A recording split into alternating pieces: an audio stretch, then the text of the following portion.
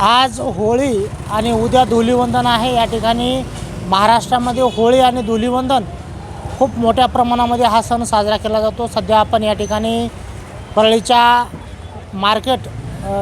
मार्केटमध्ये आहेत। नेमकं परळीचं मार्केट सध्या कशा पद्धतीने सुरू आहे आणि या ठिकाणी जे सप्तरंग उडवणार आहेत ते या ठिकाणी कस्टमर या ठिकाणी होळीसाठी आणि धुलीवंदनासाठी गर्दी करताना आपल्याला दिसत आहेत। आपल्यासोबत काही या ठिकाणी परळीकर आहेत की संवाद आपल्यासोबत साधणार आहेत।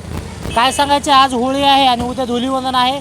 खरोखरच आपल्या जीवनामध्ये या ठिकाणी दुःख आपला या ठिकाणी होळीमध्ये नष्ट करायचा आहे आणि होळीचा जो आनंद आहे, धुलीवंदनाचा जो आनंद आहे, आपण या ठिकाणी द्विगुणित करायचा आहे। तर कशा पद्धतीने आपली खरेदी सुरू आहे आणि काय सांगायचे एकूणच या सणाबद्दल? दुःख तर काही नाही, पण परळीकरांना सगळ्या शुभेच्छा आहेत की होळीनिमित्त सगळ्यांना आशीर्वाद राहावा, चांगलं राहावं, वांदे नसू नये, भांडणं कुठं नसू नये, ही आमची इच्छा आहे। असंच प्रेम राहावं सगळ्या परळीकरांचं, तंटे नसू नये, वांदे नसू नये, असंच प्रेम राहावं, सगळ्यांनी एकसाथ जाऊन साजरी करावी। बरं आणखी आहे आपल्यासोबत या ठिकाणी नागरिक आहेत। काय वाटतंय सध्या या ठिकाणी होळीमध्ये आपला एक महत्त्वाचा मानणारा हिंदू धर्माचा हा सण आहे।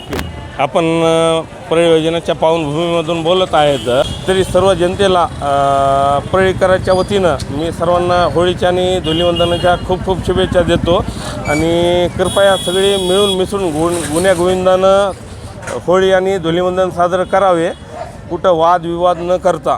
ह्या सगळ्या परळीकरांना माझ्या वतीने शुभेच्छा। एक आमदार साहेबाचा कार्यकर्ता म्हणून मी बोलत आहे आणि तुम्हाला पण होळीच्या खूप खूप शुभेच्छा। धन्यवाद। आणखी काही ज्येष्ठ नागरिक आपल्यासोबत आहेत। दादा, काय सांगायचं आहे, होळी अगदी उत्साहामध्ये आपल्याकडे साजरी केली जाते? चांगली व्यवस्थित साजरी होती, चांगलं गर्दा नाही आहे, चांगला उत्सव आहे, वादविवाद नाही, व्यवस्थित चालू आहे, आनंदात साजरी होत आहे। बघा, निश्चितच या ठिकाणी सगळ्यांनी आनंदात ही होळी आणि धुलीवंदन साजरी करावं असं स्पष्ट मत परळीकर सांगत आहेत। कॅमेरामन दत्तासह मी श्रीमंत Khandekar, news Maharashtra one channel.